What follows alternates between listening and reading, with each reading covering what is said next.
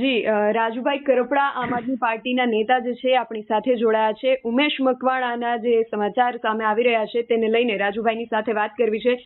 રાજુભાઈ, શું સમાચાર આ સામે આવી રહ્યા છે? આમાં તથ્ય કેટલું છે ને આગળ શું પગલાં લેવામાં આવશે? તથ્ય નિધિબેન BS9 ના માધ્યમથી કહીશું કે ઉમેશભાઈની ચર્ચાઓ જે ગઈકાલ રાતથી થાય છે, આ પહેલી વાર નથી. આની પહેલા પણ 2-3 વખત ઉમેશભાઈ મકવાણાની ચર્ચાઓ થઈ છે. ઉમેશભાઈ મકવાણા અમારા કાર્યક્રમમાં ન દેખાણા હોય તો પણ મીડિયામાં ખૂબ ચાલ્યું છે, ઉમેશભાઈ નારાજ છે, ઉમેશભાઈ નારાજ છે. ઉમેશભાઈ પાર્ટી છોડી દે છે, પ્રેસ કોન્ફરન્સ કરશે, આવી ભૂતકાળમાં પણ ચર્ચા થઈ છે. પણ ખરેખર ઉમેશભાઈ મકવાણાએ મીડિયાની સામે આવીને લેખિતમાં બાહેધરી આપી છે કે હું 2027 સુધી આમ આદમી પાર્ટીમાં રહેવાનો છું, એનો ધારાસભ્ય છું, 27ની ચૂંટણી પણ આમ આદમી પાર્ટીના મેન્ડેટ પરથી લડવાનો છું.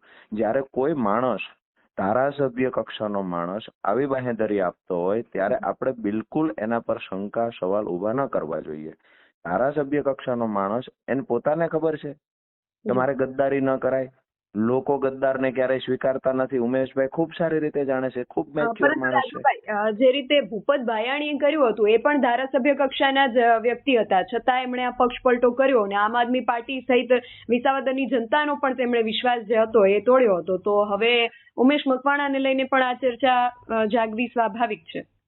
એક વાત સીધી છે કે મા બાપને જે મા બાપે બાળકને નાનપણથી લઈ અને મોટું કર્યું હોય, એ બાળકની પાછળ મા બાપે બધું કુરબાન કરી દીધું હોય, પોતાની ખુશી કુરબાન કરી દીધી હોય, બધું કુરબાન કર્યું હોય, તેમ છતાંય એ બાળક જયારે યુવાન થાય ને મા બાપને વૃદ્ધાશ્રમમાં મૂકી આવે તો તમામ મા બાપોએ એવું ના વિચારવું જોઈએ કે મારો દીકરો મને મોટો થઈને વૃદ્ધાશ્રમમાં મૂકી આવશે. બીજી વાત કે જે ભૂપત ભાયાણીની વાત છે, તો ભૂપત ભાયાણીની શું હાલત થઈ આપ બધા જાણો છો અને રાજકીય નેતાઓ પણ જાણે છે. મહત્વની વાત નીતિબેન એ છે કે અત્યારે આખા ગુજરાતમાં વિસાવદરની જયારે ચર્ચાઓ થઈ રહી છે ત્યારે એ ચર્ચાઓને ઢાંકવા માટે, એ ચર્ચાઓ જ્યાં ભારતીય જનતા પાર્ટીનું ખૂબ નબળું પ્રદર્શન વિસાવદરમાં થયું, ગુજરાતની જનતાને વિસાવદરના લોકોએ મેસેજ આપ્યો છે કે હવે આમ આદમી પાર્ટી જે કેવી પાર્ટી છે કે જે ભ્રષ્ટ ભાજપને ગુજરાતમાંથી હટાવવામાં સફળ થશે, કોંગ્રેસ ભાજપ સાથે મળીને લડ્યા, આ ચર્ચાઓ જયારે ગુજરાતમાં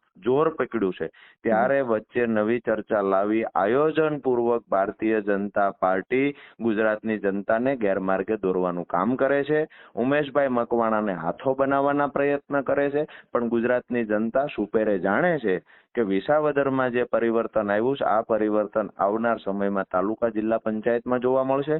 ભાજપ લોકોને ગુમરાહ કરવાના પ્રયત્ન ગમે એટલા કરે, પણ હવે ગુજરાતના યુવાનો, ગુજરાતના ખેડૂતો, ગુજરાતની મહિલાઓ ખૂબ હોશિયાર થઈ ગયા છે, જે ભારતીય જનતા પાર્ટીના ષડયંત્રને સારી રીતે જાણે છે. અને રાજુભાઈ, હાલ વિસાવદરની જીતની જે ઉજવણી છે દિલ્હી ખાતે ચાલી રહી છે, તો ઉમેશભાઈ એ ઉજવણીમાં સામેલ થયા છે ખરા?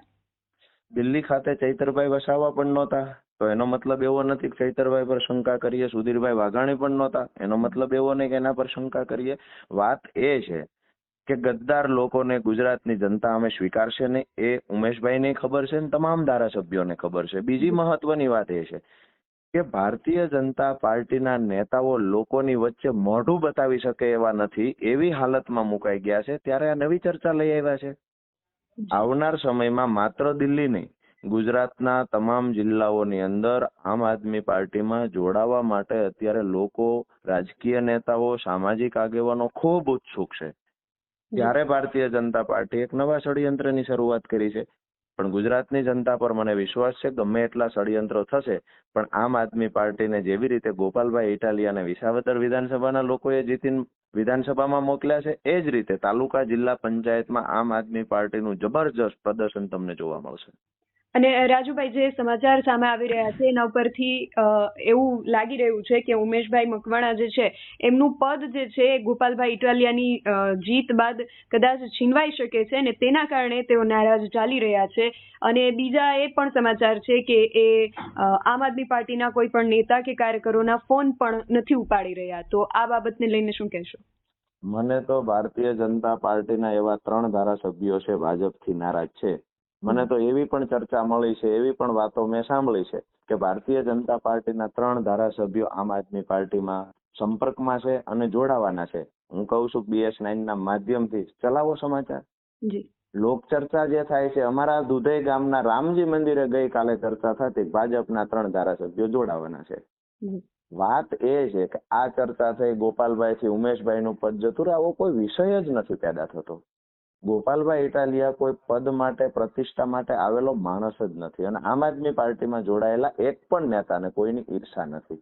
આ કામ ભારતીય જનતા પાર્ટી કોંગ્રેસમાં થાય ને એનું જે ષડયંત્ર છે, એમની જે અંદરો અંદરની કૂટનીતિ છે, એને ક્યાંક ને ક્યાંક આમ આદમી પાર્ટીમાં ઘુસાડવાના પ્રયત્ન કરે છે, પણ એનાથી એ લોકો સફળ પણ નહીં થાય. અને હું તો આપને અને તમામ મીડિયાના માધ્યમથી કહીશ, ભાજપ કોંગ્રેસના ઘણા નેતાઓ અમારા સંપર્કમાં છે, ઓથેન્ટિક રાજુ કરપડા કહે છે કે અમારા સંપર્કમાં છે, ચલાવો સમાચાર. મતલબ એવો નથી કે કોઈ ચર્ચા થાય છે તો આપણે સમાચાર બનાવી લેશું. ચર્ચા ઘણી બધી થશે. ઉમેશભાઈના પદ પરથી ઉમેશભાઈને કોઈ હટાવવાનું નથી, અને ઉમેશભાઈએ જે લોકોને કમિટમેન્ટ આપ્યું છે, મને ખાતરીપૂર્વક હું કહું છું, એવો એ માણસ છે કે એને બોલ્યા પછી બીજી વાત નહીં બોલે. લેખિતમાં બાંહેધરી આપી છે, મરદ માણસ છે, શું કામ ગદ્દારી કરે? હું નથી માનતો કે ઉમેશભાઈ ગદ્દારના લિસ્ટમાં પોતાનું નામ લખાવશે. રાજુભાઈ, આપ કહી રહ્યા છો કે ઉમેશભાઈ મકવાણાએ લેખિતમાં બાંહેધરી આપી છે, તો એમને એવી લેખિતમાં બાંહેધરી આપવાની જરૂર ઊભી થઈ, એ કયા કારણોસર ઊભી થઈ હતી ને એવી બીજાને કોઈને કેમ આવી જરૂર ઊભી ના થઈ? નિધિબેન, રોજ સમાચાર બનતા હતા, ઉમેશભાઈ જોડાઈશ ભાજપમાં, ઉમેશભાઈ, આ રોજ સમાચાર બનતા. અંતે કંટાળ્યો એ માણસ અને મીડિયા સામે આવીને કહ્યું, ભાઈ હું ક્યાંય જવાનો નથી.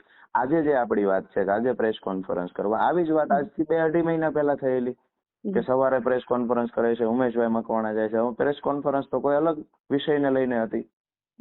એટલે કોઈ આવી વાતો કરે તે વાતોને લઈને સમાચાર બનાવી લેવા, આવું મારી દ્રષ્ટિએ વ્યાજબી નથી. આવનાર સમયમાં જે જશે તે ખુલીને બહાર આવશે, અને જે પાર્ટીને વફાદાર હશે એ પણ દેખાશે. સીધી વાત એ છે, ગુજરાતના મુદ્દાઓ ઘણા છે. ખેડૂતો દિવસે દિવસે દેવાદાર બને છે, ખાતર મળતું નથી. હાલ અતિવૃષ્ટિના કારણે સૌરાષ્ટ્રના, ખાસ કરી દક્ષિણ ગુજરાતના ખેડૂતો ખૂબ હેરાન છે. સુરતની અંદર લોકો પરેશાન છે. આ તમામ પરિસ્થિતિમાં જ્યારે સરકારની જે જવાબદારી હતી, જવાબદારી નિભાવવામાં સરકાર નિષ્ફળ ગઈ છે, ત્યારે તમામ જવાબદારીઓમાં નિષ્ફળ ગયેલી સરકાર પોતાના જે ઢાંકવા માટે, પોતાના જે ખરેખર પ્રયત્નો થવા જોઈએ લોકોને બચાવવા માટે, રાહત કામગીરીને, એ પ્રયત્નોમાં નિષ્ફળ ગઈ છે. ત્યારે સરકાર ગુજરાતની જનતાને ગેરમાર્ગે દોરી. આજે પૂર આવ્યું છે સુરતમાં, એ મુદ્દે સરકારે જવું જોઈએ, એ મુદ્દે સરકાર બોલવું. ઉમેશ મકવાણાને ખરીદવાની વાતો સરકાર કરે છે. પૂરગ્રસ્ત વિસ્તારમાં લોકોને જઈને ફૂડ પેકેટની વાત કરો, જેને ઘરનું ઘર નથી અને મકાન આપવાની, ઘરના ઘરની વાત કરો. ઝૂંપડપટ્ટી વિસ્તારમાં લોકો ગુજરાત સાંજ સુધી આખો દિવસ કામ કરી સાંજે સુવા માટે ઝૂંપડી બનાવી છે, એ ઝૂંપડીઓ પાડી દેવામાં આવે છે, તો એને ઘરનું ઘર આપવાની વાત કરો. ખેડૂતોને દેવા માફી કેવી રીતે થાય એની વાત કરો. સિંચાઈનું પાણી પહોંચે એની વાત કરો. તલ ડુંગળીના ભાવ તળિયે આવી ગયા છે, એના મુદ્દે બોલવું જોઈએ.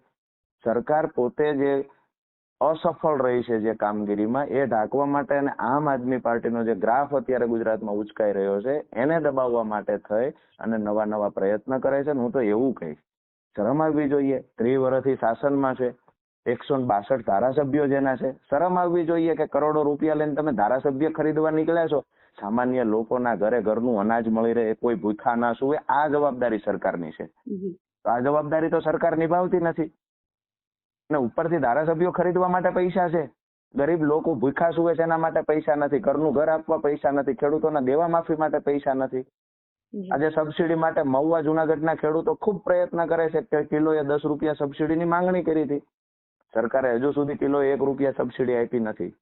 એટલે આ તમામ નિષ્ફળતાઓને ઢાંકવા માટે ક્યાંક ને ક્યાંક સરકાર પ્રયત્ન કરે છે, પણ ગુજરાતની જનતા સારી રીતે જાણી ગઈ છે.